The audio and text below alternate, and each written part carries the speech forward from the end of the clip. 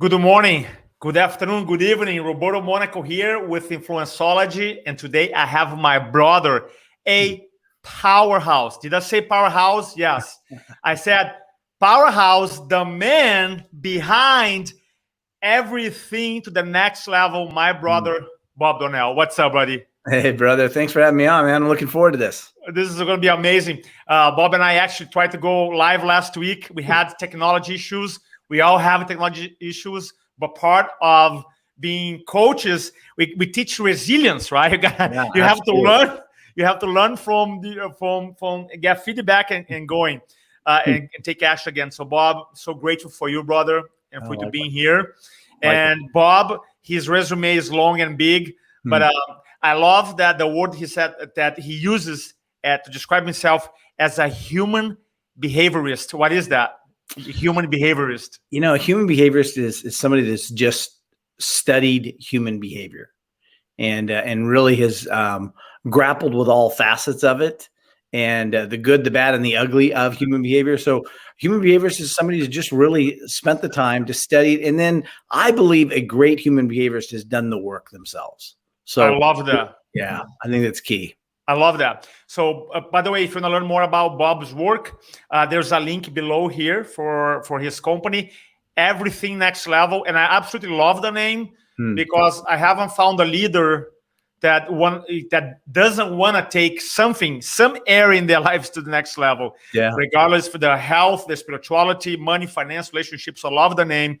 Bob has authored several books, Mastering Your Inner Game. We're going to talk about it today a little bit. InfluenceOlogy, we're going to talk about that. The Art of Intervention in 30 Days to Your Next Level. My brother, it's a pleasure to have a conversation with you today. Thank you. Likewise. I appreciate you. So let's talk about, first I want to talk about connection and the power of the connection and why connection is so important right now, because I feel like people are isolated right now. The last 14 months, people are home. People are not networking. People don't have many live events, no concerts, in some places, no church. So what is the role of connection right now? Why connection is so important right now? And what can you do to start connecting with more people, either virtually or as cities start opening up right now? How to go about connecting or reconnecting?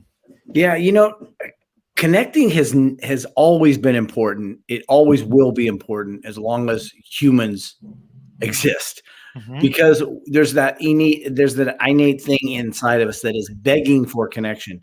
I did a TEDx talk a couple of years ago, and it was all on connecting. And I said, there is nothing that people crave more. No drug, no alcohol, no anything. There's nothing that people crave more than true, honest connection. And I think one of the challenges that we've had this last year has really proven that, as people have gone inside and not been able to get out, or not been able to gather, or not been able to get together with family and things like that, that they've started to miss something that they never knew that they would even miss on even a simple basis. And I think one of the best things we can do is really go internal and say, what does connection with myself look like? You know, and get really detailed. I always say, you know, draw a picture, because we think in terms of pictures, not words. Draw a picture, or cut out pictures, or Google pictures, or whatever, and think about, what does connection look like to you? What does it feel like to you? What does it even sound like to you? If somebody, you know, we were watching the Charlie Brown cartoons when we were kids, and we went, wah, wah, wah, wah, wah, wah. You know, well, did you ever feel connected to that teacher? No, never. Of course not. Why? Because language does matter, and what we say and how we say it has to be congruent with who we are, but it also has to be congruent with how the other person wants to receive it. You know, I think a lot of times we're speaking to somebody and trying to connect with them, but we're not using language that is actually working to help everyone involved. And so I think that's been kind of one of the things, is to watch people try and connect. And in my studies, just to watch them, and they're like Charlie Brown's teacher speaking, and the other person going, what? And they don't care. You are such a master at teaching people how to speak more effectively that I think, man, if everyone just took an InfluenceOlogy class that I did many years ago, people would learn how to communicate better. whether it's one-on-one or one-on-many. And I think that's the beginning is how do you communicate with yourself? How do you communicate with others? And then how do you connect others with others? I love that. I love that. So when talk about connection, let's talk about the elements that you said first, connecting with yourself. If you look at the number of how many people take drugs to manage anxiety, to manage depression, mental health issues, obviously research shows that people are not really connected with themselves. What do you think stop people from doing that, from connecting truly with yourself first? What are some of the barriers that they have to overcome? It's a lot of work. It's a lot of work, Roberto. And I think people just, they look inside and they go, okay, so who am I? I'm a fireman. I'm a teacher. No, that's what you do. Who are you? I'm a father. Okay, and what else? Who are you? And they go, it's just too tiring. I just don't feel like going down that rabbit hole. So I think that's the biggest reason people don't connect with themselves is it's a job. I mean, it takes time, and it's not only once. It's kind of like bathing. You have to do it every day. And before you walk into the room to connect with somebody, you better be connected with yourself. And if you're not, what's going to happen is it's going to fall on deaf ears. And your ability to influence them is going to be greatly diminished because you haven't even connected with yourself. I think the first thing is that it's just tough. It's some work. What if you're open to it, can you share some of your journey of maybe a life experience or a moment in your life when you're not the Bob Donnell we know you are now, and you were disconnected from something, and then what did you do to overcome it? Because I feel like people maybe they understand the idea of like, man, I just don't feel connected, right? Because it's almost like when you're not connected, you feel numb. You're using other things to make you happy. So what? Maybe telling a moment in your life when you didn't felt like the way you do right now, you felt disconnected, and what are some practical steps that you took to reconnect you personally? Yeah, I one of the things is I'm a big believer that if I'm the same person that I was yesterday, I'm doing something wrong. So I'm constantly wanting to be different from day to day. But I can think of several moments. When my mom was diagnosed with cancer when I was 15, I can remember a distinct shift inside of me that, okay, the life is not going to be the way I know it today. Maybe 6 months from now, according to the doctors. Now, she lasted 2 years, but she still died while I was in high school. So I think, getting any kind of that news that somebody's going to die, or, you look at 23 years ago, tomorrow, I lost a 3-year-old daughter in a car accident. And that was the day we decided to donate her organs and take her off of life support. And, that's another huge dramatic shift. But I think even the littlest things that we do in our day, like our decision to say, I'm going to the gym, and then our decision to stay in bed instead, that profoundly changes the direction of not only our day, but our life, because now we know that we've lied to ourselves. We know we haven't fulfilled the promise that we made, or whatever it is. It can be the simplest thing like that. And I think, either one of those circumstances that I explained, my mom or my daughter, profound effects, and they guarantee changed who I was simply by the events. But here's the key, Roberto. The event itself didn't change me. It's what I decided to do with that event. Wow, I have chills right now. I was trying to put myself in both situations. So, and I heard that before. Yeah. And but just doesn't stop me from feeling. So thanks for sharing that. And it's powerful when things happen, and it's not the event, it's how we react. But how about the person who goes, "Wow, Bob, I'm so sorry, but those are dramatic events, right? I'm just in a funk because COVID. I'm just in a funk because I lost my job. I had to close, 400,000 business close. Like, how do I reconnect myself right now? Because everything that I knew now is not everything, but a lot of things that I knew that I had certainty on, they're gone. So what do I do now? What's the first step? Yeah. I can certainly appreciate what everyone is talking about there, because I definitely went through it and am still going through it. I think one of the biggest things for me is to make sure that you're not isolating. to make sure that you're connected to other people. In doing that, here's what I would say. Take a real honest survey of how you're living your life. And I think that's what COVID did for a lot of people. A lot of people had to take a real evaluation about, am I living my life the way I want to live it? Is this the way I plan on living it? And I think a great question is, when we graduated from high school, and Wesley Goose shared with us, our good friend Wesley shared this with me once, that somebody asked him, when you graduated from high school, how many years ago was that? Did you imagine at this point in your life you'd be where you are? And most of us would be like, no, I imagine I'd be, blank, blank, blank. And I think that's a great question to ask ourselves. When I graduated high school, did I plan on being here? Is this where I planned on being? No. Then what was I planning, and what shifted? What changed?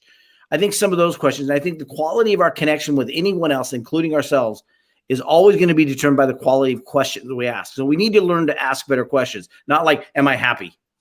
Am I fulfilled in my job? Am I following my passion? I think those are great, but they're too cliche for me. I think we need to go deeper. And I have a pillar that I talk about where I say, if you want shallow conversation, then expect a shallow result. But if you want a deep, deep relationship, learn to ask deeper questions. And I think sometimes we're just afraid to ask ourselves the real honest questions, like, why did I go through that divorce? What was my part in the divorce? What was my part in the failed business? And really asking that question, then what happened? That's so true. We have some comments here. Dr. Jose from Puerto Rico. Love it. Love you, mi hermano. Scott Gass, my brother. Good to see both of you guys. Scotty, what's up, buddy? Thanks for being here and hanging out. This is awesome. Now this is phenomenal. So I'm curious about the art of intervention. I know we do a lot of intervention in 30 days to the next level. Let's talk about intervention. Are we talking about breaking? What do you give me in the context of that book? What is the context of the art of intervention? Yeah, it's interesting because I steered away from calling it that, because people think intervention, they think drugs, they think alcohol, all that. Yes, my background is in suicide prevention, crisis intervention. Yes, I get that. But I'll tell you this, the intervention to put down the fork can be just that, just an intervention. It's a direction, it's a change of direction. So you're going down one path and you just make a decision to do another thing. And sometimes that's going to take an intervention. Yes, it's dramatic when it's doing drugs and alcohol, but it can be a daily intervention, like just taking your foot off the gas pedal and going the speed limit, or just making better decisions. And so I think the art of intervention is really about getting the results you want by making better decisions, and then learning how to influence yourself in that moment rather than live with the results of that moment. I love that. I didn't know we had the background. That's I'm sure we got to do a whole new podcast on that, because they're gonna be crazy. The stories. I'm sure. I'm always fascinated because a lot of people talk about life and death. That's truly life and death. You know what I mean? Really, like, truly the conversation. Yeah, people. It's so funny when I talk about that. I lost a brother to suicide, so I know it firsthand as well. I know what the effect of it is, and because when I was 19, I founded a nonprofit organization working with suicide prevention. People always say, well, what's the thing about suicide? What's the thing about crisis intervention? And I said, the most dramatic thing is literally life hangs in the balance of whether it gets received or not. Not whether we do it, but whether it gets received or not. And so it's our job as influencers, our job as a crisis intervention, to make sure that we connect with them in such a way that we do influence them to make a better decision, if at all possible. There's some things you simply can't do. There's one person in our community that I'm involved last month, and this person was the happiest person in town, and took his life. And I knew him, and it was crazy because, man, I wish we had talk. Not that I'm not expert, but refer to a person like you, someone who's an expert, say, hey, I need help. I was like, man, how come I didn't know? You know what I mean? I was like, so that's the part of, like, if you are watching us here, if you know someone that is challenged, there's always professionals like Bob and other professionals who can help out too, Yeah, so true. And I work a lot with military and with law enforcement and first responders, and I go to some of these crisis spots, like when the Vegas shooting or the Sauga high school shooting, and different things like that around the country. And the number one question I get is, how do we make sense of this? Whether it's a crisis or whether it's somebody committing suicide or anything like that. And I say the first thing is, stop trying to make sense of senseless behavior. Wow, you're just gonna rack your brain crazy trying to make sense of something that's senseless. And then people ask me, well, why do people do something like that? Why does a mass shooter do that? Or what? Look, there's so many different reasons why. For us to just pigeonhole it based on a single event, and they're like, well, because they were, molested as a child, or what? Now, there's so many different things. Some of it's mental illness, some of it's drug and alcohol induced, and some of it's, because something happened to them and they'd never dealt with it. That's that underlying current. There's so many different reasons. I hate it when I hear news or media just kind of pigeonhole everything into one. It's just like homelessness. I take people down to homeless camps several years ago. It took several people over and over again. And, to just help them understand that, look, some of these people are just mentally ill. Some of these people didn't choose this. They just don't know any better. Or some of them are on drug and alcohol, but why were they on drug and alcohol? Might have been because they were mentally ill. I mean, so there's so many things that I think the biggest thing we can do to help people is stop getting out of or get out of that judgment zone. Get out of that. That's them. No, that's us. That's us as a humanity. There's our friend Niurka, Niurka, has this great statement. I've quoted her for years. I love it. She says, "Where does the air I breathe start and the air you breathe stop?" And I think that's such a powerful thing. So if we can just get that we are all human beings, and we're and to try and help each other navigate this thing called life more effectively. I love that. Really powerful, brother. So let's talk about taking business to the next level. I was actually writing something today. I want to record a video later on, either today or tomorrow, about what's the best, what are some of the patterns of the best communicators. Because of my career, one area that I focus on is communication. And I do a lot of the behind the scenes work, one-on-one with these people, and they do think differently than other the people who are another level. So and I know you have a lot of experience with business professionals. So let's talk about what have you seen? Can you give us maybe one or two differences of how the most successful entrepreneurs think, or what they do compared to the people who are trying to get to that level? I think that the best. You're the master on influence. So I mean, from a stage or one-on-one, I think you're the master at that. And so I think for me, though, when I've studied successful people or successful entrepreneurs that are great communicators, I think it's always boiled down to it's we and not they, or it's we and not me. And I think I've seen that over and over again, that they're very inclusive of the audience, whether it's that one or the group, and they're very inclusive of their team. I think those master communicators learn to speak that way. But I think also something that they do very, very well that I've seen is that they make invitations without expectation. So it's like when somebody calls you and says, "Hey, Roberto, would you like to come to my wedding?" Well, are you going out of desire or out of obligation? And you go, "Oh, that's good. That's good. Going, but that's okay, good. I'll go." Well, I think anytime we do something that is not because we want to, we're going to do it not as well as if we did do it because we wanted to. And so we're going to show up differently. And I think that's one of the things. They show up differently because they've learned to isolate and define the things that they really want to do, and then do those really, really well.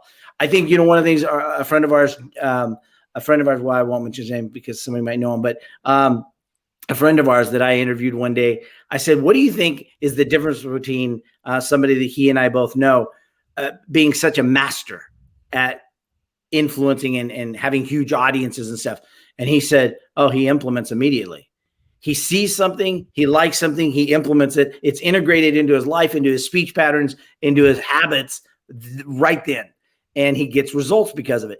And I think a lot of times great leaders have learned how to implement integrate very effectively, and they don't take a long time to do it. Love it. So if you were to have all the entrepreneurs right now listening to you, and you were to give like one general advice, it's hard because everybody has a different level. We're getting more hearts here, by the way. Jose, my brother, stop making sense of senseless behavior. Boom. No, that was gold right there, brother. That was gold. Love the analogy of the pillow. So what would be an advice? Because all the entrepreneurs, chiropractors, dentists, the financial planners, consultants I'm talking to, they'd be like, man, I want to get more clients. They're like, they kind of, not every industry, but most of the industries have seen some decline. So they're trying to catch up now. Sure. What would be an advice that you give for business growth moving forward? I think it's going to be really, it's going to always boil down to that inner game. That inner game is different than just your mindset. Your inner game is everything that includes your mindset, but it's everything. It's the way you view your past, the way you view your present, the way you view your future, your values, your personal constitution. All of those things go into who you are, but they also determine whether you will do the things that are necessary. And I think right now, if you don't have a good, strong inner game, you will see results like this. I'm going to do something, but you don't do it. I should be doing something, but I don't feel like it. That inner game is going to determine whether you do or whether you don't do anything that you know. You and I both know how to increase sales. Anyone listening to this right now knows how to increase their business in short time. It's whether we'll do it or not. Well, I know I need to make more sales calls. Yeah, but I just don't feel like it. All of those things. Well, I was cold last night. I was tired. I went to bed late last night. I don't feel like getting up. I've got a scratchy throat. We've got everything in the book to not get up and do what we know. And so as soon as we do that, we know that our inner game is insufficient for that. Our inner game must be strong enough to support the actions required for the results that we desire. And so we have to be able to take care of that first. And I think, one of the other things I would say is, again, develop the ability to ask yourself and ask others better questions. Look, if you've got a team that's not performing, it's going to boil down to the questions you ask them, not what you tell them. Ooh, I love that. I love that. You probably already told them to do it correctly. You didn't say, do this incorrectly so I can reprimand you. You told them what to do. They didn't do it. So now, are you going to be a master of influence? Have you taken InfluenceOlogy so that you can influence those people to do the thing even when they didn't feel like doing it, even when they were just dead dog tired, or even when they thought, nobody will notice?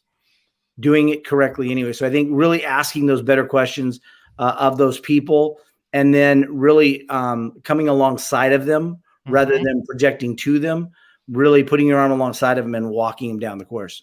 I love that. I'm always fascinated in routines, I'm always trying to tweak mine. What is a routine? Like in the morning when you wake up, are you a morning guy, late evening guy? What is routine to get your inner game like powerful?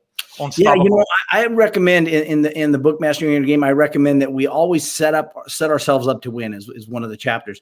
How do I do that? Well, one thing is I have a playlist on my iTunes, and I have a playlist in my videos on YouTube, and I have different playlists. One is for morning devotion, so it's about my connection with God. One is a playlist of inspiration. One is a playlist of life-changing moments. So I have like videos of Ronald Reagan saying, "Mr. Gorbachev, tear down this wall." I have Robert Kennedy, his inauguration speech. I have Martin Luther King speech. That is awesome. Those because they move me. And if you're listening to stuff that's not moving you, stop listening to it. Find things that move you emotionally. And guess what? The thing that moved you yesterday may not move you today. And you may have just grown immune to it. So make sure that what I've done is I've just said, man, what is moving me today? And I will listen and I'll watch that playlist. Roberto, if I'm not feeling, and I'll do this in the middle of the day. If I'm having a tough time, I'll just go back to my playlist and I'll watch. And I will watch the playlist until my state changes. I love that. I love that. I just love it. It's not just like listen to one and go, okay, I'm good. No, Listen until your state changes and you just go, I've got to get up and go do something about this. Now I'm on fire. I love that. I love that. So you talk about morning devotion, so I think it's appropriate for me to I read this morning. I'm going to show here. Luke 8:16. No one, after lighting a lamp, covers it with a jar or puts it under a bed, but put it on a stand so those who enter may see the light. Amen. Amen. I read this morning, and I'm like, man, this is true in life. This is true in speaking, and I feel comfortable to share that with you. I think you will resonate. Absolutely. How many people we know that they have they light up, they have the light, right? It's bright, but they try to hide because fear of a judgment, because fear of rejection, because they don't feel worthy of doing it, right? Yeah. So true. So what is one advice you can give for those people who say, hey, I have my lamp here, but I'm still hiding. I'm still hiding in the bed. What is the advice you give to them?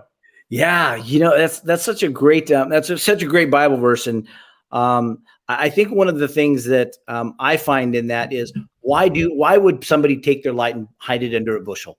Well, one, like you said, fear of some rejection or fear of whatever. But I think there's a greater sense of that. One of the next level pillars I teach is that fear and procrastination will take a backseat to a greater sense of urgency. And I think that they just don't have an urgency. I mean, when Jesus made the commandment of go ye therefore and create disciples, right? There was a sense of urgency about it. And so I think one of the things that we have to do is we have to create a better sense of urgency about why our bushel, why our light should be shining, why our message should get out. Going to InfluenceOlogy so that you can learn how to get your message out to more people and more effectively. It's not just to more people, it's to more people more effectively. And I think when we start creating a sense of urgency about who we are and what we bring to the table, I think that's gonna transform how we begin to take action on a deeper and more meaningful level. So I think that's probably one of the first things. I think one of the second things is just realizing that people are operating in such a different realm than we think they are. There are people walking past us today that, guys, I always say this, that if you walk into a room of 100 people, do you realize that there's probably at least one or two people in that room that have thought about taking their lives in the last week?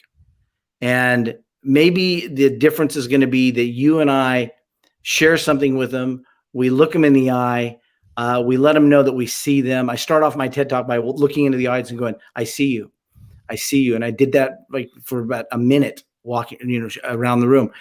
I think just letting people know they've been seen is huge. And that might go for ourselves when we begin in the morning shaving or doing our makeup or whatever it is. Are we looking at ourselves and going, I see you. I know who you are. And with all your faults, I absolutely love and adore you. And it starts here. And, one of the things, we talk about the power of association. I'm really big on that Jim Rohn quote, you are the average of the 5 people you spend the most amount of your time with. I look at it and I go, man, we've put together an intentional group called Next Level by Association, because I believe that you have to put the right people in, and not just the people that you spend the time around, your family and things like that, but start infusing the right people. Like, do I want somebody who's really, really committed on their physical health, like a Roberto, right? Then yes, then I need to infuse that person into my life so that I can get similar results. And that power of association is really key. So when we're trying to, change things in our life right now, I think that association is going to be critical. Who are we hanging out with? And then how are we allowing them to influence us? It's, being in close proximity without allowing their influence doesn't change anything. Yeah. Dr. Kali, she said, yes, love this when you're quoting Luke 8:16. Love it. He said, super excited to get Mr. Donnell's book. Bob is amazing. Dr. Kali is amazing. So if people want to learn, brother, about your company, about you do, can you tell a little bit about what you do specifically with entrepreneurs, your group, and the website is everything next levels below here. Can you plug about your coach, your mentorship? Yeah. Everythingnextlevel.com is the website. What I've been able to do with that has been able to create speaking opportunities to go out and influence groups. whether it be military, across the country and internationally, or individuals. So we do some coaching. We do some one-on-one. I do a group coaching call every week, Wednesdays at 10 o'clock Pacific Standard Time. And that's just personal and professional. You can hop on. It's laser focused coaching. We talk only about solution. We don't talk about the problem once we've explained what it is. We just move forward. And then I think, one of the other things that we've got are some courses, Connectology, which is, was taken from a 1-day full immersion course that I did for several years. And now we've created some avenues to do it online as well. And then Mastering Your Inner Game, which is another 1-day full immersion course. So, I mean, there's those things that you can plug into there. They're nominal fees. I mean, each one of those days was $1,000 live performance or live experience.